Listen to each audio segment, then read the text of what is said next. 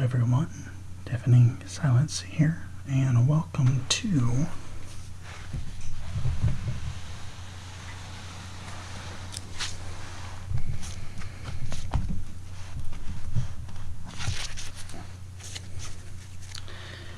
Calvin and Hobbes ASMR. Yes, that seems kind of maybe weird. I don't know if anyone else has done this, but I thought today for this video, I've actually been thinking back and forth about doing videos of my comic book collection, and I thought, well, why don't I start off with actually my favorite comic series, which actually came from comic strips, not comic books. Calvin and Hobbes was a comic strip that ran from 1985 to 1995. And Bill Watterson was a master storyteller using a 5-year-old kid and his imaginary friend, a stuffed tiger named Hobbes. It's kind of ambiguous as to whether Hobbes is real or not. It could be kind of like the Toy Story thing, where he's real whenever other people don't see him. But no, in the end, it's actually a stuffed tiger. But Bill Watterson is revered is the word. Bill Watterson is revered by a lot of writers and artists to this day. I can think of one of my favorites, Mark Grilly. He speaks very highly of him, and I've seen a couple others do it as well. So this is my collection. It's mostly complete. There's actually 1 or 2 books that I have that aren't here. This is actually my second attempt recording this video, and I realized I don't know where it's at. But just real quick, I'll show you what I have here. So this is my first book I ever owned. One of my family members gave this to me as a young kid. I was maybe 4, 5 years old. And it's just really a collection of his Sunday strips that were colored. His regular Monday through Friday strips were not. And so he did a little bit more for the Sunday strips. But as you can see, it had to be taped. I beat this thing to death reading it. Next up, we have some of the smaller books in the collection. And like I said, this is mostly complete. There are a few books that are still out there to get. Something Under the Bed is Drooling.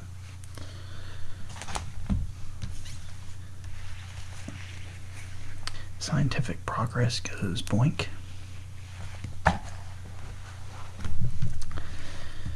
Yeah, when people talk about comic strips, they talk about like this, Peanuts,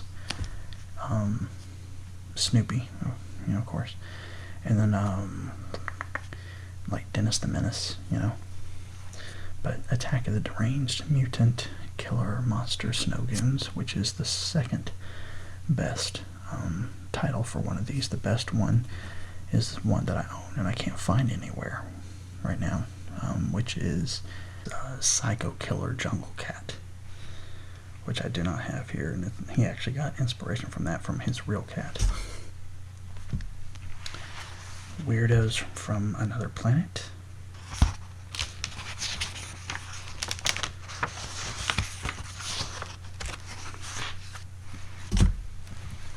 And then we have 2 copies of Yukon Ho because one of my family members got it for me for Christmas, not realizing I already owned it. But that's okay, because I got to get a newer copy of it. They just knew it had been one that I didn't have for years that I needed a part of my collection.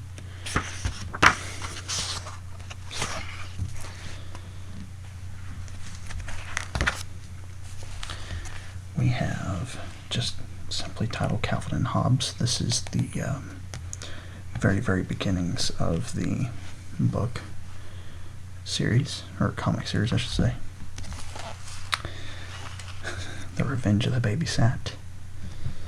This is his ever-going war with Rosalind, his babysitter. which wasn't even intended to be a permanent character, but she got really popular. The authoritative Calvin and Hobbes. If you were to start somewhere collecting these and you wanted to do it cheaply, other than getting like the big master collections that have every single thing, these would be a good place to start. They have multiple books contained in them, and I think I own all of these like bigger collection ones. Treasure Everywhere. And Psycho Killer Jungle Cat is a part of this too, which I, again, don't know where it's at. Let's see. Sorry, it's Homicidal Psycho Jungle Cat. Homicidal Psycho Jungle Cat. I'm saying it wrong the whole time. So all the other times that I was saying it wrong, please forgive me. It's Homicidal Psycho Jungle Cat.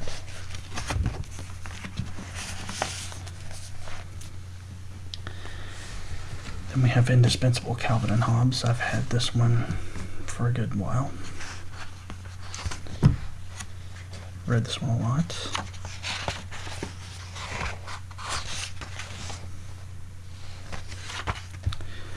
And then lastly, the one that we'll probably spend the most time on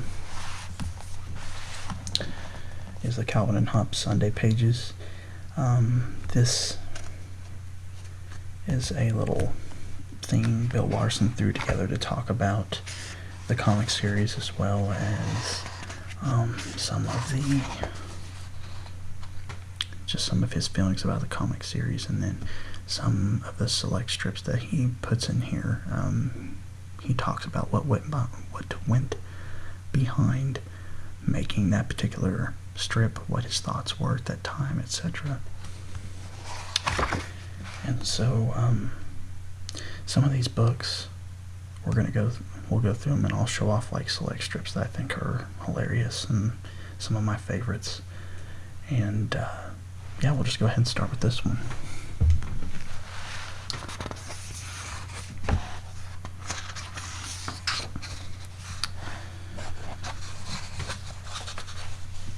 And I won't read everything here. I'll just read the opening of this by Lucy Shelton Caswell, the professor and curator of the Ohio State University Cartoon Research Library. This was written back in June 2001. Everyone misses Calvin and Hobbes. It reinvented the newspaper comic strip at a time when many had all but buried the funnies as a vehicle for fresh, creative work. Then Bill Watterson came along and reminded a new generation of what older readers and comic strip aficionados knew. A well-written and beautifully drawn strip is an intricate, powerful form of communication, and with Calvin and Hobbes we had fun, just like readers of Crazy Cat and Pogo did. Opening the newspaper each day was an adventure. The heights of Watterson's creative imagination took us places we had never been. We miss that. Reprint books of Calvin and Hobbes are nice to have, but the opportunity to see the original work and read Bill Watterson's thoughts about it is a privilege. He generously shared not only the art, but also his time and thoughts. When I first reviewed the works included in the exhibit, I knew that everyone who visited it would begin with laughter and end with tears. On behalf of all who enjoyed Calvin and Hobbes, thank you, Bill Watterson. There also is a subreddit on Reddit dedicated to Calvin and Hobbes, and there's hundreds of thousands of followers on there, of which I'm one. And some users will post strips, but they also have a bot that posts a strip per day on there as well.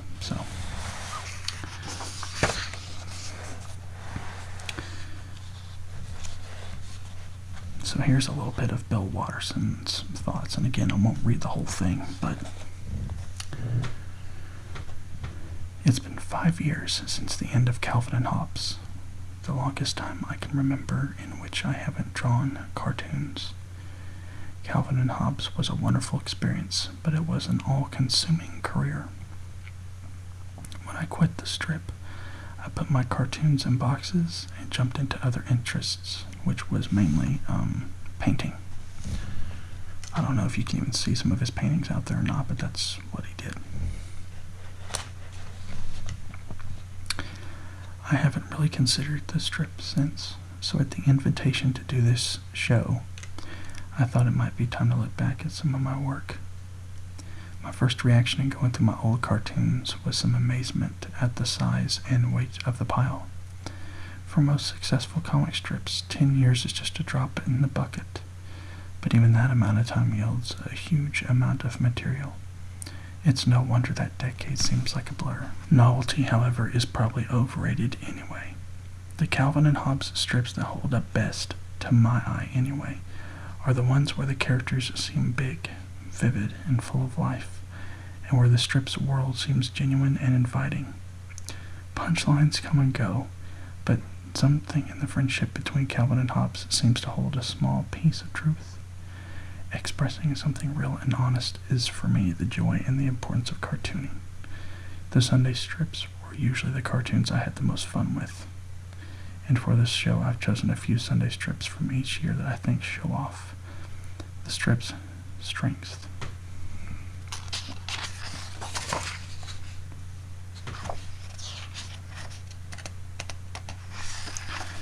And then a little bit in here, he talks about his technical stuff, like what kind of board he uses and pencils and coloring. And then something he talks about here, which probably no one even cares about or even knows, is that, as he said here, the half-page Sunday format required certain guaranteed panel divisions. The strip had to be drawn in 3 rows of equal height, and there was one unmovable panel division between each row, or within each row. This allowed editors to reduce and reconfigure the strip to suit their particular space needs. The same strip could run in several shapes by restacking the panels. They commonly removed the entire top row altogether. Something else that Calvin and Hobbes fans know is that there is no merchandise of it. At least no legal merchandise. Early on, he did allow like a couple of calendars, I think, and I think that's it, really. There was a offer of a TV show, I believe, but he turned it down. As we say here, or as he says here, I took a sabbatical after resolving a long and emotionally draining fight to prevent Calvin and Hobbes from being merchandised, looking for a way to rekindle my enthusiasm for the duration of a new contract term. I proposed a redesigned Sunday format that would permit more panel flexibility. To my surprise and delight, Universal responded with an offer to market the strip as an unbreakable half-page, despite the expected resistance of editors. The final Calvin and Hobbes strip was a Sunday strip. The deadline for Sunday strips being early, I drew it well before writing the daily strips that would eventually precede it in the newspaper. I very much wanted to hit the right note for this final strip. I think it worked, but it was a bittersweet strip to draw.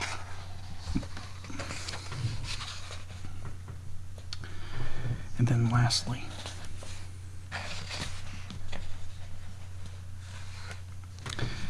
since Calvin and Hobbes, I've been teaching myself how to paint and trying to learn something about music.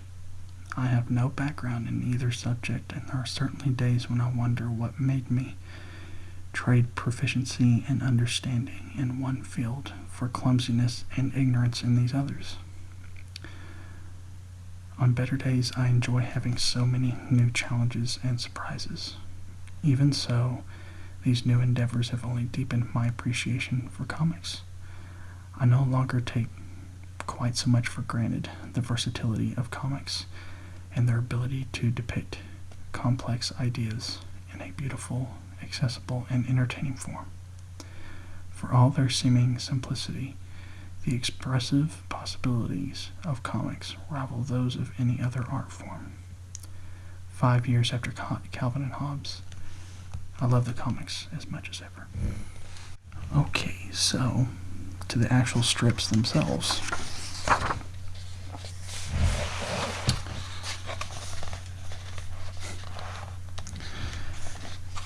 This is, I think, the very first Sunday strip, maybe the second. But he says, I drew this about a month into the strip when Calvin and Hobbes appeared in a few dozen newspapers. My own newspaper didn't carry the strip, which made my job feel very abstract. The first two panels composing the entire top row are the throwaway panels that many newspapers would eliminate to make the strip smaller. Knowing that few readers would see it, I often wasted most of the space up there, but here I've drawn a nice little series of Calvin carrying on. The lower panels are all the same. This was not an aesthetic decision. I really didn't know what else to do. Fortunately, lack of drawing ability is rarely a liability in cartooning, and this arrangement, while unimaginative, is nevertheless effective in its simplicity and clarity. Also notice that, in a single strip, we learned something about the personality of all three characters. From the beginning, Calvin and Hobbes was more about characters than jokes, and I think this was an important reason this strip was able to attract an audience and survive the tough first years. So I mentioned Roz earlier, and this is the introduction of her. She doesn't even have a name here. As he said, he never expected to use her again. Her ferocious personality surprised me, though, so she came back several times.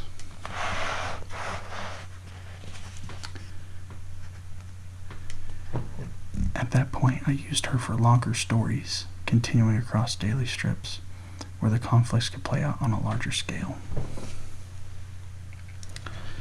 Notice the rotary telephone and the television with UHF and VHF channel knobs. These were outdated even in 1986, but I think they're funnier looking and have more personality than the new ones. I think my parents were the last people in America to watch old black and white TV, so old appliances fit the strip that way too.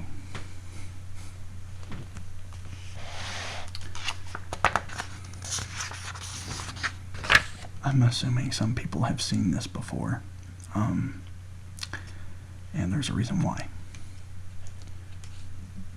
As he says here, Calvin and Hobbes doesn't seem that long ago, but here we are with an LP in the first panel. The drawings from this strip were often ripped off for illegal t-shirts and the like. And of course you've probably seen the very disrespectful thing of Calvin peeing on different things, like as a vinyl on cars. If you've ever seen that, that is illegal. That is not something that Bill Watterson either allowed or endorsed.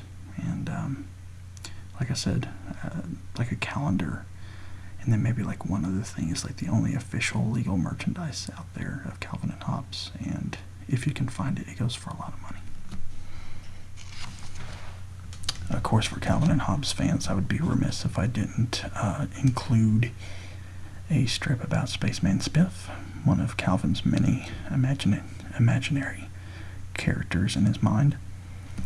The Spaceman Spiff episodes were always fun to draw. I never really took the stories anywhere, but I loved drawing the landscapes, monsters, and spaceships.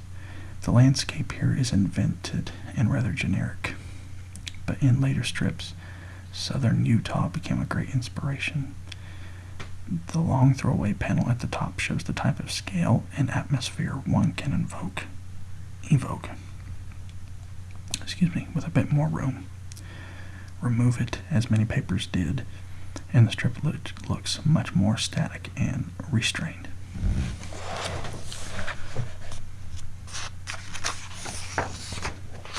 So yeah, one thing that Bill Watterson made criticisms about a lot with newspapers is as they were shrinking in size, it really limited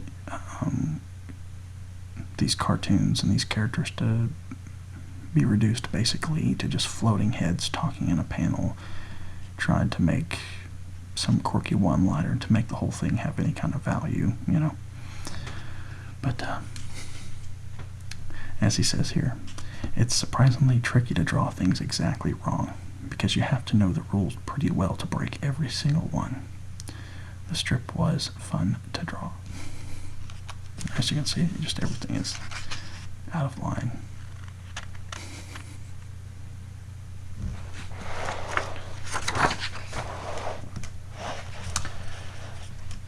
And the last one I'll show here is one where he took a really different turn.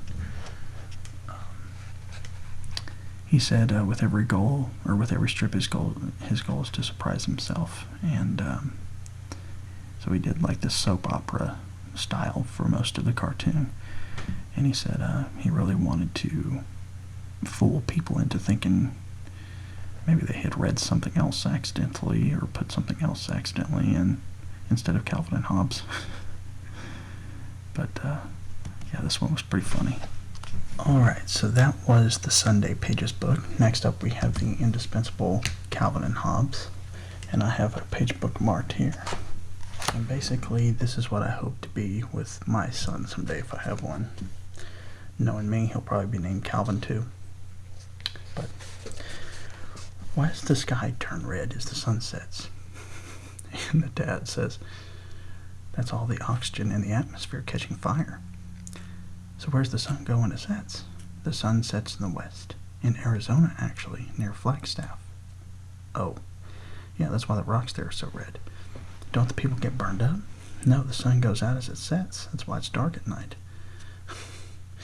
Doesn't the sun crush the whole state when it lands? Haha, of course not. Of course not.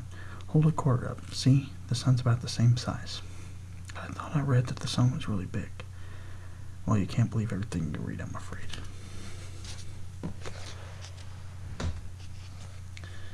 So how's the sun rise in the east if it lands in Arizona each night?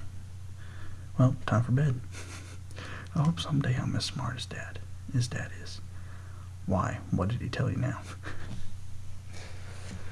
So yeah, I'm probably going to be like that with my son. I'm probably going to mess him up with a bunch of made-up stories and stuff, like we often do. Alright, so here's another Sunday strip, which they're not all going to be that, but these look the best for the video.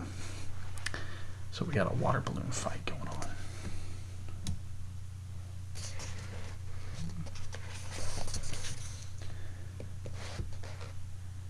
Heads up.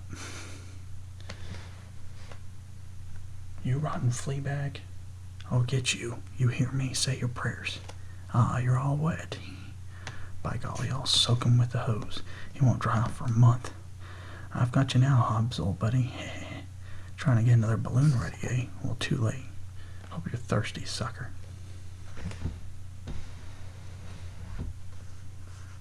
Hey, what's wrong? The hose isn't working. Why won't it squirt?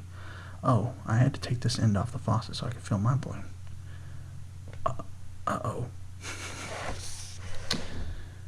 Actually, I'm kind of looking forward to going to school next week. Alright, so that was Calvin, or the indispensable Calvin and Hobbes. Let's move on to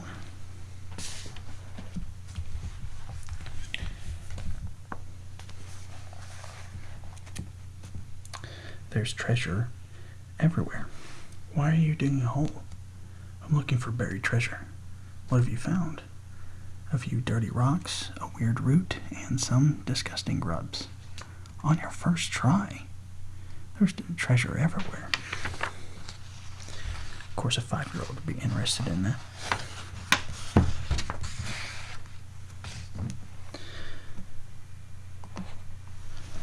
I love these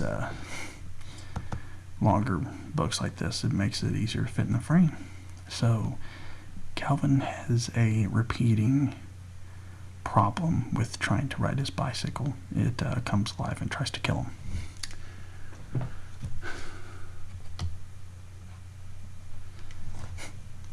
Okay, bike, listen up. I don't like you, and you don't like me. But I've got the tools to reduce you to a pile of pipes, sprockets, and ball bearings. Do we understand each other?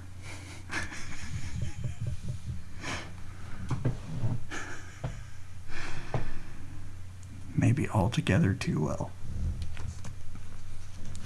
And the story continues. Dad, will you put a bell on my bike? I think you should learn how to ride before you worry about having a bell to ring. Not that kind of bell. I want one that'll warn me when the darn bike's sneaking up on me. I know why Dad got that bike. He's trying to bump me off. He knows the bike will stop at nothing to kill me. Dad figures pretty soon I'll have my head through a tree trunk. And I'll have some peace and quiet. I'm on to him. I suppose that's easier than sending you to camp and moving. Well, sure. What if the house didn't sell? So this is a big reason for the title Homicidal Psycho Jungle Cat. This reoccurring thing of whenever Calvin comes home, Hobbes pounds him through the door to greet him. What a day. I feel like I've been run over by a train. I mean, now I feel like that. See, you should always save hyperbole until you really need it. Oh man, Calvin and Hobbes is one of the few comics that I've been able to laugh out loud at. Most of the comics, I think the jokes just fall flat or not funny at all.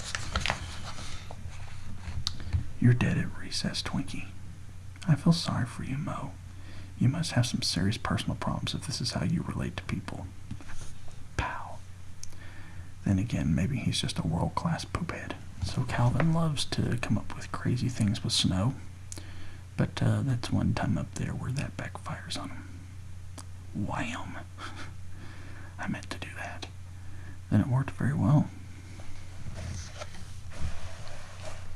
And then a little bit of pun action here. I've lost my marbles. Everyone suspected as much.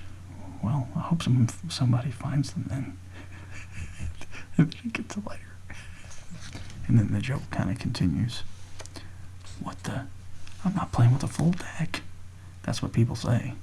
Really? Then why didn't somebody go buy some new cards? Hi. Okay, so Calvin's skills with snowmen is very well known amongst Calvin and Hobbes fans, and as you can see, they're commenting on it. Why does he have a hot water bottle on his head? He's committing suicide. Alright, so that's treasure. There's treasure everywhere. So the authoritative Calvin and Hobbes is next.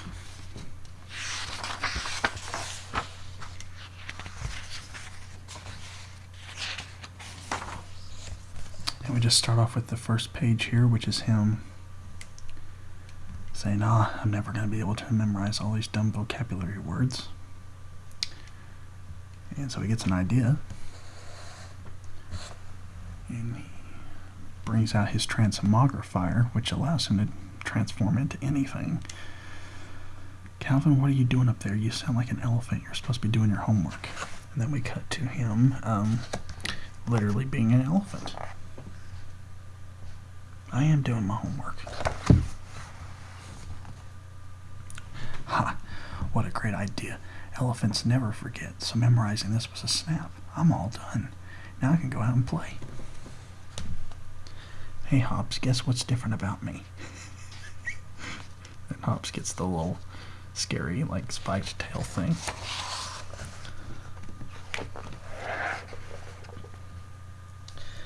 Calvin, my, how you've grown since last I saw you. I transmogrified myself to finish my homework faster. Come on, let's find a mud hole to play in. Elephants love mud.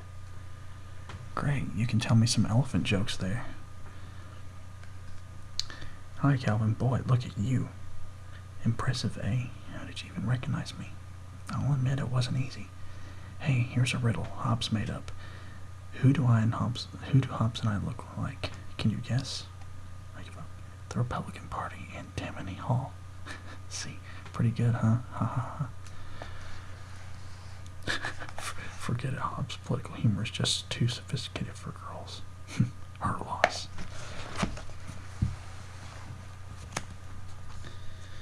Calvin, time for dinner. Uh-oh, Mom will have a fit if I go to the table as an elephant. You'd better transmogrify back to a kid. Still in my room, I'll have to sneak upstairs.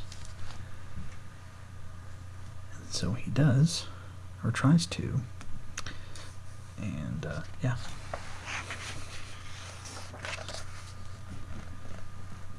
Washing off as an elephant still. So let's hear some of the vocabulary words you learned. Okay, let's see. one was, well, I think you'd better spend a little more time with your book after dinner. No, I remember them when I'm an elephant. I just don't know them now. Don't worry, I'll transmogrify myself before school tomorrow, and I'll do fine, really. You know, Hobbes, if it wasn't for you, I'd never have any fun at all. Don't mention it. I'm learning some good words this way. You know, these beats aren't bad. And they're certainly salubrious. So that's the only one I'll read from this book. Just wanted to read that one because it's pretty funny. But I would also be remiss if I didn't point out Stupendous Man. Stupendous Man is another one of Calvin's alter egos. And Stupendous Man can basically do everything. As you see here, he's worried about doing his homework on Sunday. But he dashes into his closet, pulls out his uniform, and he strikes the ground at an acute angle with stupendous force. The earth slowly stops rotating and begins to turn in the opposite direction.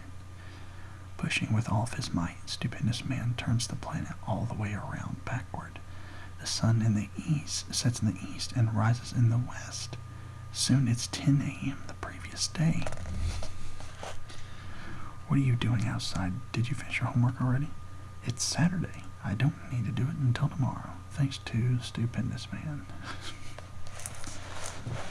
This is one that I think is pretty funny. So Calvin's dealing with hiccups. And this was an ongoing thing. Help me, get rid of these darn hiccups. Ow, scare me. Okay. Our oceans are filled with garbage. We've created a hole in the ozone that's frying the planet. Nuclear waste is piling up without a safe way to get rid of it. Surprise me. That doesn't.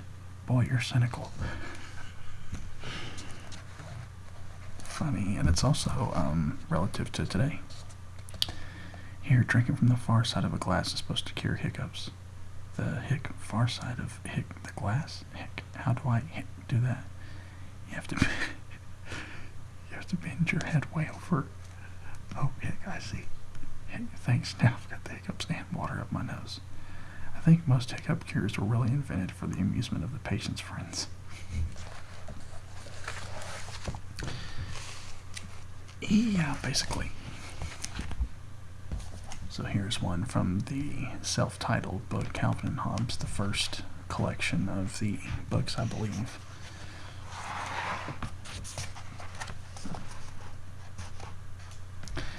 What should we have Dad read tonight? So in the next panel, Super Toad goes Pluie, and my, what big teeth you have, said the Little Red Riding Hood. The better to eat you with, said the wolf. Tiger. So he corrects him, said the tiger, and he pounced on Little Red Riding Hood. Just then a hunter came by, and when he saw the wolf, tiger, when he saw the tiger, he picked up his gun and it was too late. The tiger ate them both, and he lived happily ever after. The end. Good story, Dad, thanks. Sniff, I always cry happy endings. Look, a decoder ring. Wow, we can send each other secret messages in code. Ha, now Mom and Dad won't be able to understand us at all. Not that they do, anyway. One of my more personal favorite books, Yukon Ho. Alright, so, that's you. No brains. But then he sneezes again and he gets rocketed into space. The force of the nasal explosion sends Calvin reeling through the stratosphere. With less and less air to resist his momentum, he breaks the pull of Earth's gravity and hurls past the moon. As he passes out of the galaxy, Calvin reflects on the wisdom of covering one's mouth when sneezing to deflect the repulsion.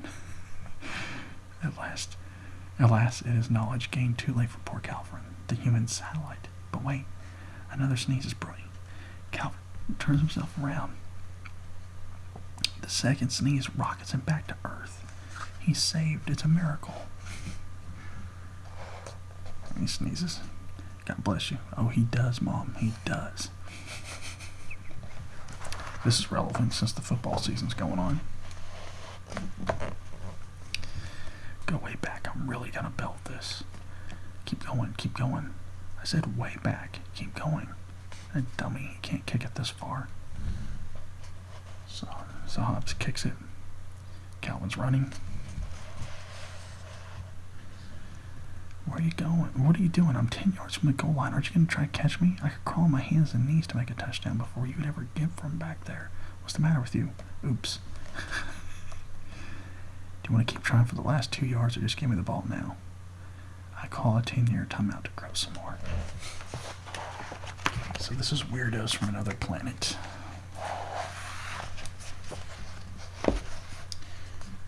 So Calvin's just minding his own business.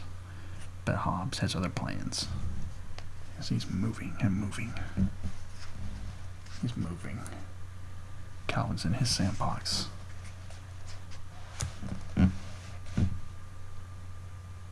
But then, wham!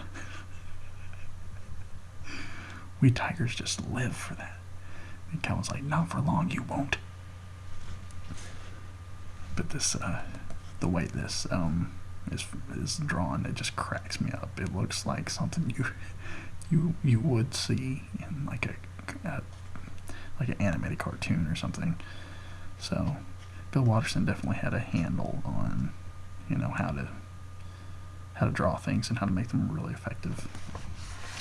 All right, back to baseball, and this is in Attack of the Killer Deranged Mutant Killer Monster Snow Goons.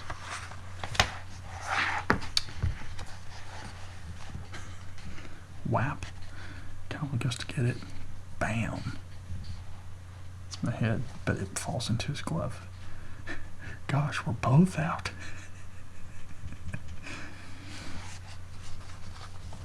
Back to Calvin's episodes with bikes, as I mentioned. So his bike is sneaking up on him. And it attacks him. So Calvin has an idea. He gets up, he goes, gets the rope.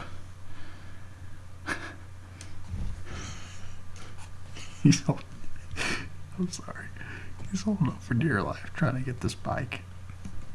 Finally gets a hold of it, and he wraps up to a tree, and the dad's like, she should buy the kid a good expensive lock and look. But this frame down here in the corner just cracks me up, man. Such good stuff. So there's one I'm looking for in particular. So while I'm looking for the one that I'm actually looking for, this is part of the comic that's on the cover of the book, and Calvin has built this snow goon, which is on the last couple pages, and it's impervious to snowman. So the snowman gets an idea, and he puts a second snow head on him. And now the snow goon, it has 2 heads and multiple arms and stuff. And then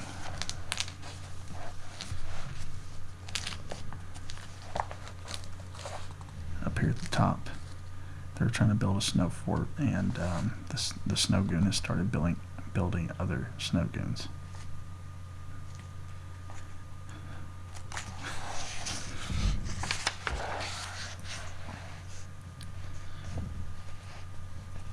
Calvin, it's late. Time to come in. I can't, Mom. I've got to kill snow goons.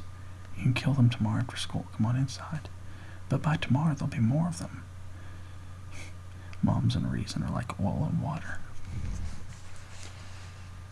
And Mom should have let him, because now there's multiple snow goons.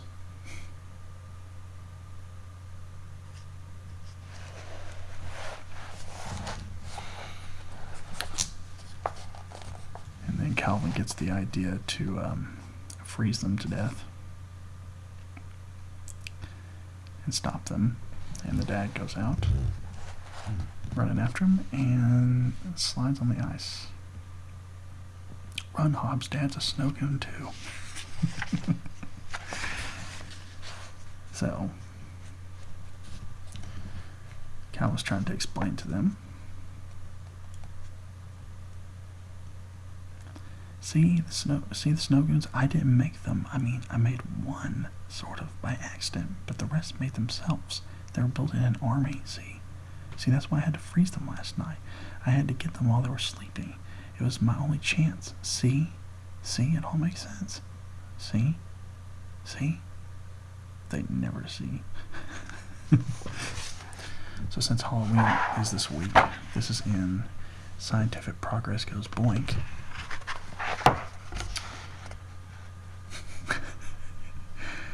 You don't like my Snowman House of Horror, do you? If only we had enough snow to do something like this. That's pretty stinking creative. Also in Scientific Progress Goes Boink. I have to mention, because people would get very mad if I didn't, Calvin Ball. It's Saturday. What do you want to do? Anything but play an organized sport, because this is part of a storyline where he was trying to play baseball, and he didn't do too good. He didn't do too good at it. But anything but play an organized sport. Want to play Calvin Ball? Yeah. No sport is less organized than Calvin Ball. New rule. If you don't touch the 30-yard base wicket with the flag, you have to hop on one foot. So Calvin Ball is a game where the only rule is there are no rules except what you can make up. And, yeah.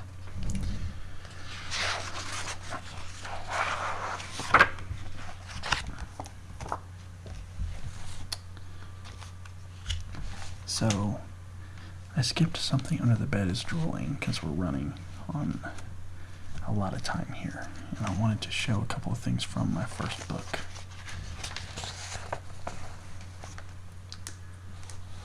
And this goes to Spaceman Spiff. It's going to be hard to get this in the whole frame, but I'll try. Alright, so here we go.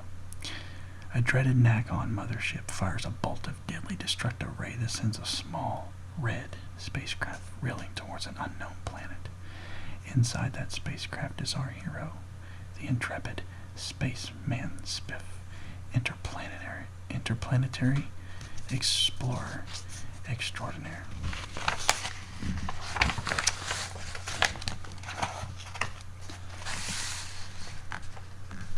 Our hero wrestles the controls, but the altitudetron refuses to respond. With ever-increasing velocity, Spiff roars to his doom, and you can see the southern Utah influence that Bill Watterson was talking about. Spiff's only hope is to attempt a 1,000-mile-an-hour landing. Our hero lowers the landing gear and levels out. Will he make it?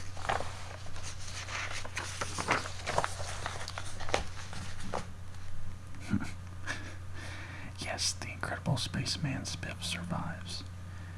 Dazed but unhurt, our hero crawls from the smoldering wreckage. Spiff sets off across the shadow of the planet's surface. An ominous, shadowy figure flits across a nearby hilltop. An alien. Our hero darts behind a rock and sets his Zorcher on shake and bake. The alien approaches. Hey Calvin, I see you, so you can stop hiding now. Are you playing cowboys or something? Can I play too? And that's Susie Durkins, his next door neighbor. It's a loathsome, bat-webbed booger being.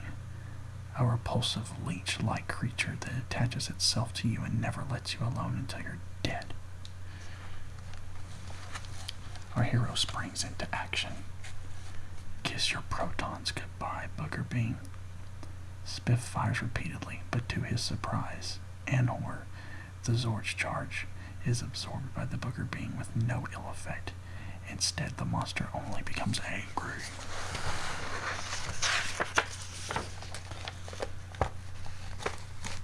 Why did you do that, you mean little creep? I'm telling your mom. Sounds. The Booger Bing is in alliance with the Nagon mothership that shot Spiff down in the first place. Our hero opts for a speedy getaway. At the Booger Bing's distress signal, a gigantic Nagon materializes on the planet's surface.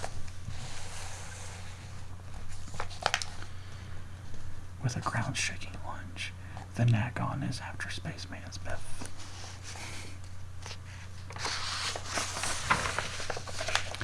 Our hero leaps into a crevice, knowing his Zorcher would be useless against the behemoth. Spiff arms the Demiso bomb he keeps in his belt for just such an emergency. The Nagon rounds the corner. Spiff heaves the bomb. Haha, death to Nagons. Calvin, don't you dare throw that. The monster is only stunned. Spiff quickly tries to arm another bomb. But it's too late. The Nagon has him. What will happen now?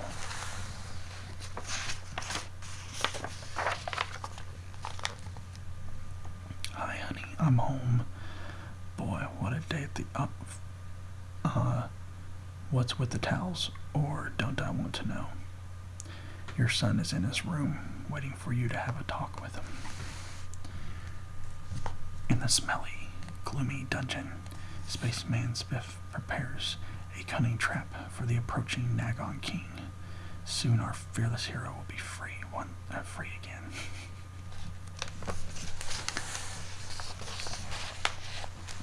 And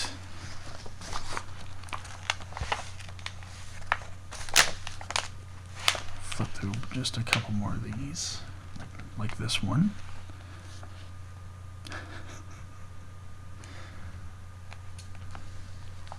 That's funny. That's funny.